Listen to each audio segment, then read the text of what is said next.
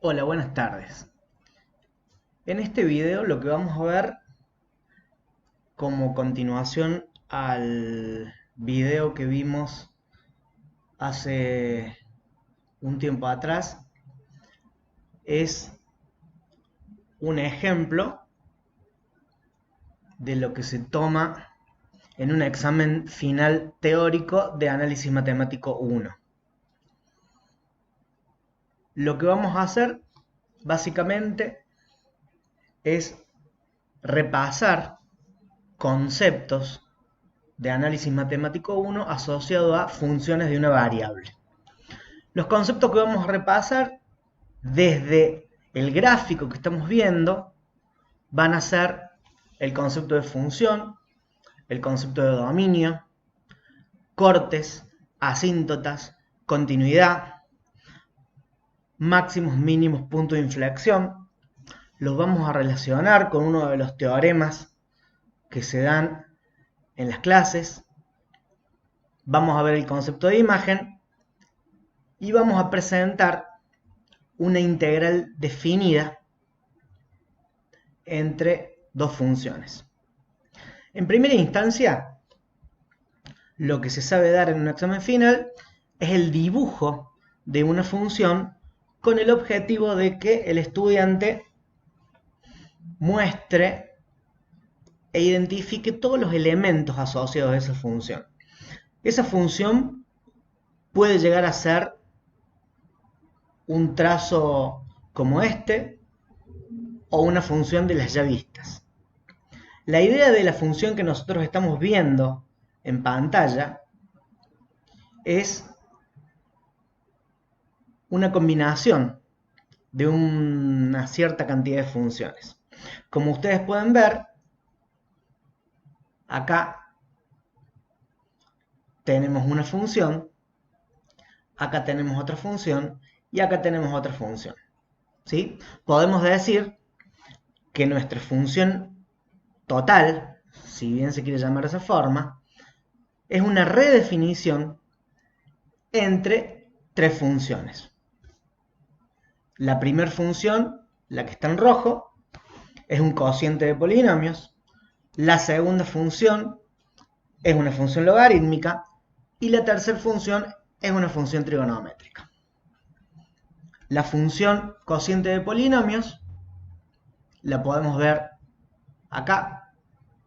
Es una función factoreada en su numerador y denominador. Y podemos ver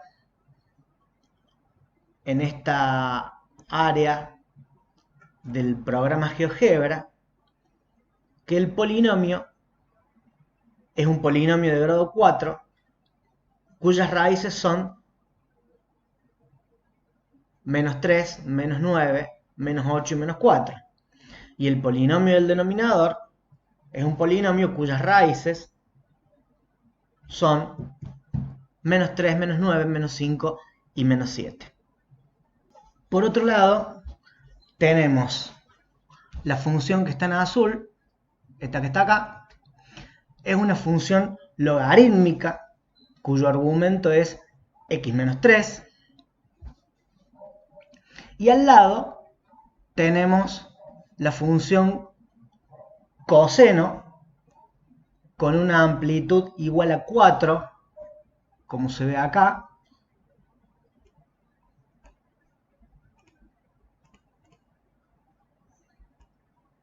Ahí podemos ver la amplitud. Y esas tres funciones hacen a nuestra función principal. ¿Cuáles son los elementos que vemos nosotros de esta función principal? En primera instancia, lo que tendríamos que hacer es, en base a lo que está graficado, tratar de identificar el dominio de la función.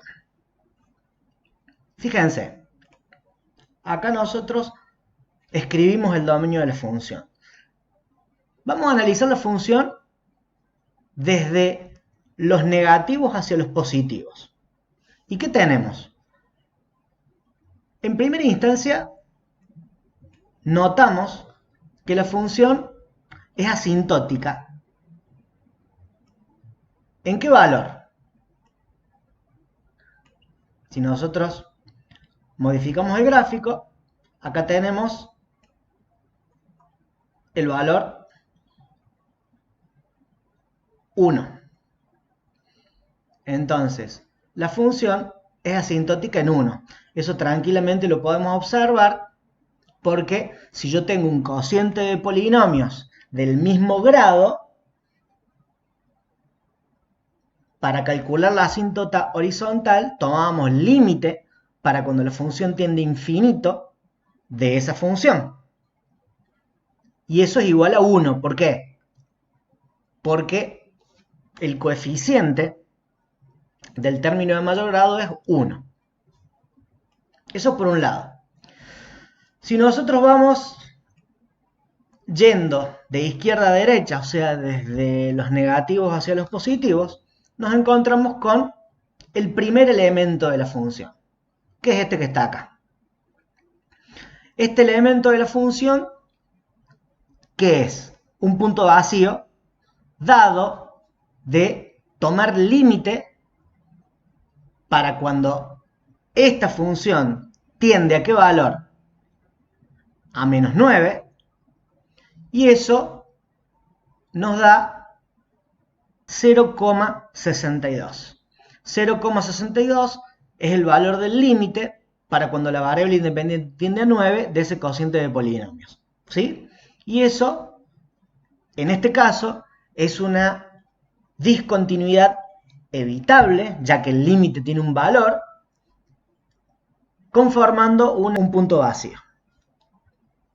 Si nosotros seguimos a la derecha, nos topamos con este componente, que es una asíntota vertical, que se verifica porque si nosotros tomamos límite para esta función para cuando x tiende a menos 7, eso nos va a dar infinito, con lo cual tenemos una asíntota vertical. Si nosotros seguimos a la derecha, la función vuelve a nacer desde el más infinito. Acá vamos a tener un mínimo, tema que vamos a ver más adelante, y después la función se hace de vuelta asintótica hacia el infinito. ¿Por qué? Porque acá tenemos otro valor de no dominio, que es el menos 5, y si nosotros tomamos límite para el cociente de polinomios, para cuando la variable independiente tiende a menos 5, eso nos va a dar infinito. Si nosotros continuamos analizando los elementos de la función hacia la derecha, nos encontramos con este punto vacío en menos 3. ¿Por qué? Porque el límite para cuando esta función tiende a menos 3 nos da 0,62 al igual que el otro. Otro punto vacío, otra discontinuidad evitable. Si seguimos a la derecha, nos vamos a ver que en este caso la definición fue definida hasta el valor 0. Y nosotros podemos decir que si x vale 0, entonces la función vale 0,91 como dice acá. Bien. De la redefinición de la función, nosotros vemos, si hacemos un zoom, vemos claramente que entre 0 y este valor 3 no hay función.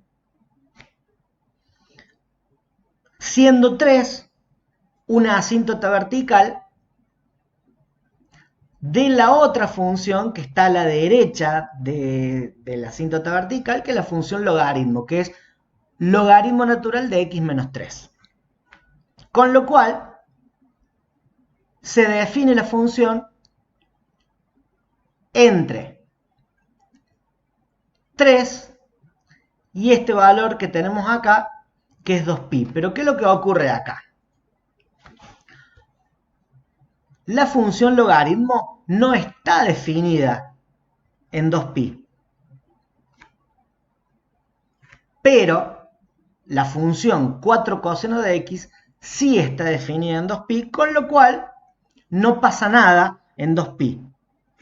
La función, si bien ahí no es continua, la función está determinada en 2pi, con lo cual lo único que tenemos que decir es que ahí en 2pi existe una discontinuidad no evitable de salto finito. ¿Por qué? Porque los límites laterales son distintos.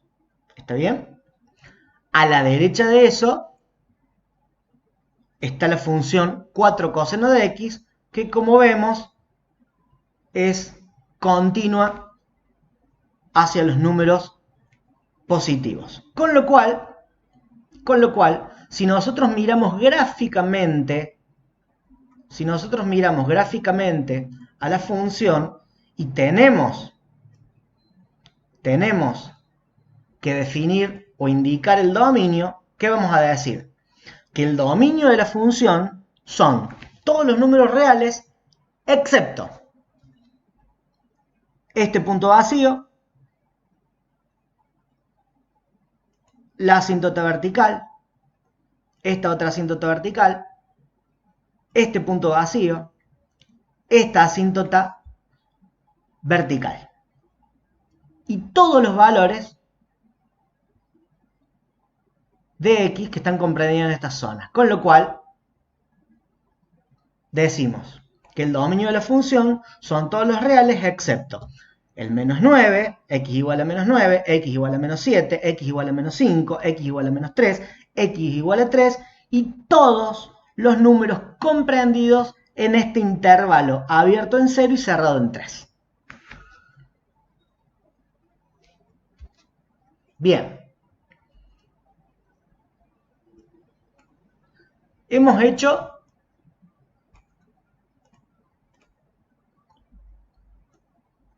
una identificación de todos los elementos de la función. Ahora, ¿qué vamos a hacer? Vamos a ver los cortes de la función, ¿sí? Dónde corta en x y dónde corta en y.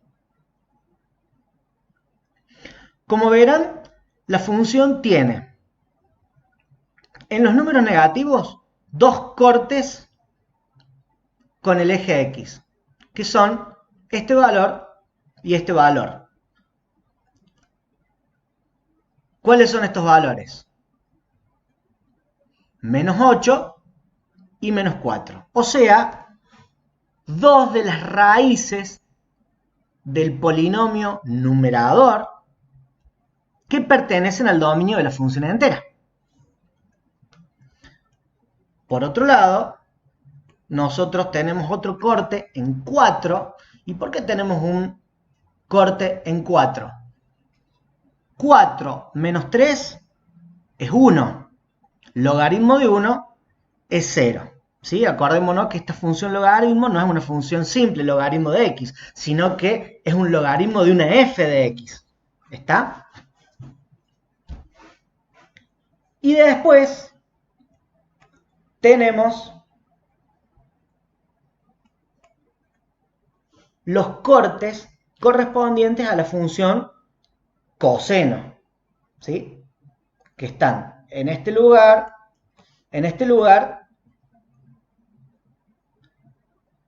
y a la derecha de manera trascendental, porque es la función coseno, al ser una función trigonométrica, una función trascendental. Ya habíamos verificado las asíntotas verticales y nos queda por indicar cuál es la asíntota horizontal. Para el caso de esta función, que está redefinida, podemos decir que la función tiene una asíntota horizontal izquierda para los lados negativos, para los números negativos en y igual a 1, ¿sí? Porque si nosotros nos vamos hacia los números negativos, fíjense que la función es asintótica en i igual a 1. Recordemos el concepto de asíntota horizontal. Es el valor al que tiende la función cuando la variable independiente tiende a números muy grandes. En este caso, muy grandes negativos. Si yo tuviera solamente el cociente de polinomios, ¿sí? Tendría una única asíntota horizontal en i igual a 1. Pero recordemos que esta función, que es similar a la que le podemos dar en el examen final, es una función redefinida, ¿sí? ¿Qué continuidad vimos en esta función? Tenemos acá continuidad evitable, acá tenemos continuidad evitable, acá tenemos continuidad no evitable, acá tenemos continuidad no evitable, acá tenemos continuidad no evitable de salto finito, pero resulta ser que esta discontinuidad, además de ser no evitable, es de segunda especie. ¿Por qué? Porque no existe límite para esta función para cuando x tiende al valor 3 de izquierda a derecha. ¿Sí? Recordemos que el intervalo 0,3 no pertenece al dominio, con lo cual no existe límite lateral. Entonces, en este caso, en x igual a 3, tenemos una discontinuidad no evitable de segunda especie. Entonces, si vamos a repasar todas las discontinuidades, tenemos discontinuidad evitable, no evitable infinita, no evitable infinita, no evitable de segunda especie, no evitable de primera especie, salto finito.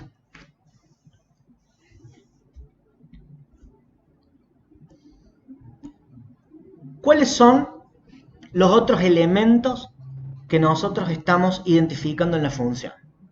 Fíjense, acá tenemos un mínimo, acá tenemos un máximo, acá tenemos un mínimo, acá tenemos un máximo, acá tenemos un mínimo. ¿Sí? Entonces, una de las preguntas que les vamos a hacer es, ¿cómo sabemos que hay un máximo o hay un mínimo? Desde el punto de vista geométrico. Voy a venir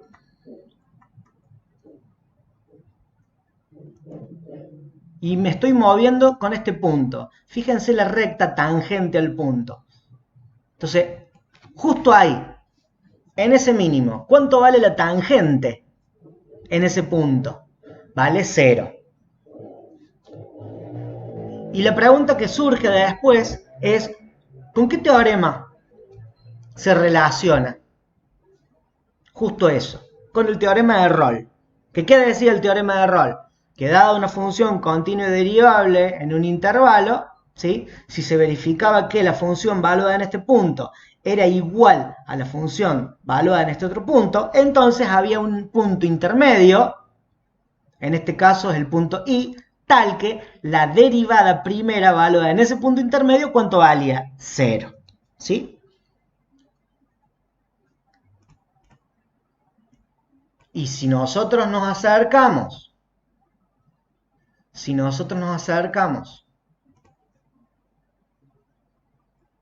para este otro lado, el razonamiento es el mismo. Si yo vengo para acá y me voy a este máximo, también tengo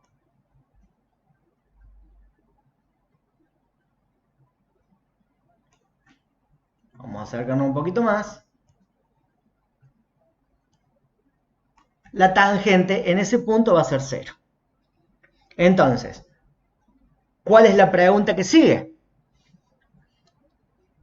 Si la derivada primera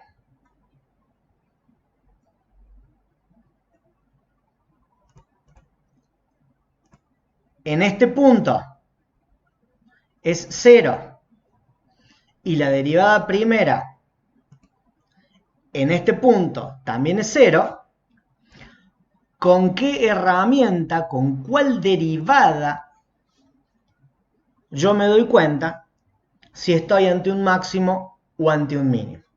Me voy a dar cuenta con la derivada segunda. ¿Está bien? Entonces ahí lo que tenemos que decir es, si la derivada segunda valuada en este punto es menor a 0, yo tengo un máximo. Si no, si es mayor a 0, yo tengo un mínimo.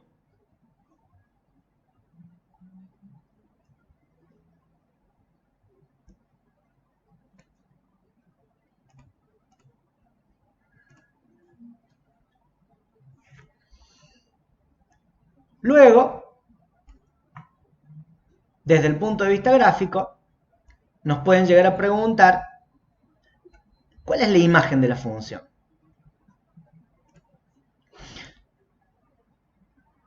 Fíjense, desde acá hacia arriba están todos los números reales abarcados.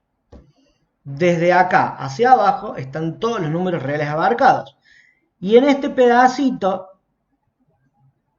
que no hay función, no tengo que perder de vista que el coseno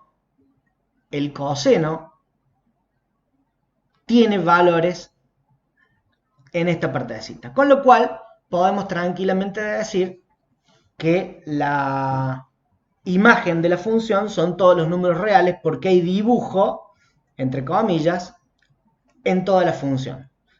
¿Sí? Toda la gráfica contiene números reales en el eje Y, correspondientes al eje Y. Finalmente, podemos ver dos cosas. Número uno, ¿qué sucede acá? La primera pregunta que nosotros les podemos hacer, si es que en el gráfico le damos la función, además de la presentada anteriormente, la graficada en verde, tengan mucho cuidado porque ahí no podemos decir que hay función. ¿Por qué?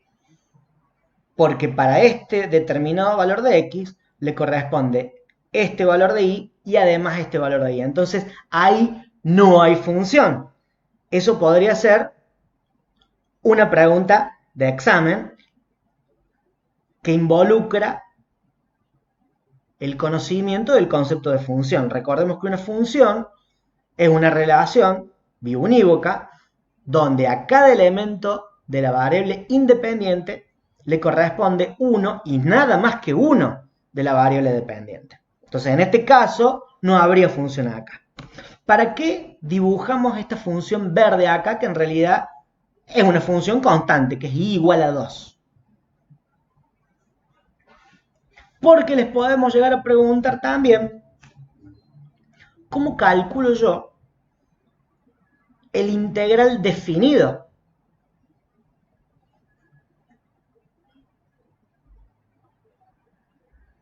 O la superficie de la intersección entre la función 4 coseno de x y la constante 2.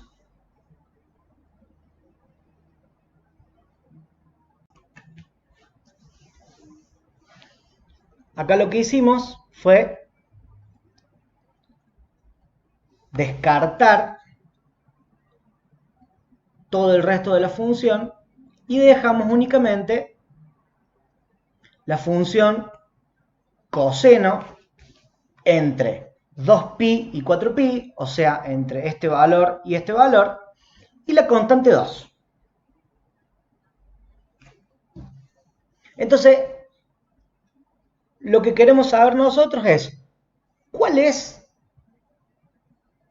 la superficie correspondiente a la intersección entre las dos curvas. O sea, estamos hablando entre esta área más esta área más esta área. Por supuesto, siempre entre 2pi y 4pi, o sea, entre este valor y este valor. Lo que tenemos que nosotros primero hacer es tener conciencia de que tenemos que plantear tres integrales, que son el integral que calcula esta área, más el integral que calcula esta área, más el integral que calcula esta área. Como hay una relación de simetría, nosotros podríamos calcular este integral, multiplicarlo por 2 y luego sumar esta. Pero eso es otra alternativa de planteo. Acá lo que se quiere verificar es simplemente que tengo a simple vista tres áreas que calcular, entonces yo planteo tres integrales definidos, independientemente si uno es simétrico al otro. Esas son cuestiones aparte. Entonces, si yo lo que necesito es plantear un integral definido entre dos curvas, lo que hago es definir cuál es la función techo y cuál es la función piso. ¿Por qué? Porque yo acá, en cada integral, fíjense que está planteado el integral de una resta. ¿Está bien? La suma de esos tres integrales a mí me tiene que dar un número positivo, no me puede dar un número negativo. ¿Qué quiere decir? Que si yo planteo mal el integral, ¿sí?, es muy probable que no me dé el número correcto. Entonces, fíjense, en esta parte, ¿quién es mi función techo? La función coseno. ¿Por qué? Porque el coseno entre este valor y x1 tiene valores más grandes respecto a esta otra función que es 2. En el segundo integral, fíjense que la función techo es 2. ¿Por qué? Porque 2 es mayor entre x1 y x2 que la función coseno o 4 coseno. Y después, en el tercer integral definido, la función techo vuelve a ser 4 coseno de x. ¿Por qué? Porque a partir de x sub 2 y hasta 4pi es mayor en valor que la función y igual a 2. Entonces, teniendo claro eso, lo único que me queda a mí ahora de hacer es indicar cuáles van a ser los extremos de la integral definida. Va a ser, si nosotros pedimos que va a ser entre 2pi y 4pi, está muy claro que el extremo inferior del primer integral va a ser 2pi y el extremo superior del tercer integral va a ser 4pi. Ahora bien, ¿cuál es el planteo del primer integral? Integral entre 2pi y x sub 1. ¿Por qué x sub 1? Porque x sub 1 es el valor de x donde se intersectan las dos funciones. ¿Está bien? Entonces yo, ¿cómo calculo x sub 1? Tengo que plantear la ecuación 4 coseno de x igual a 2. Para poder calcular este x sub 1.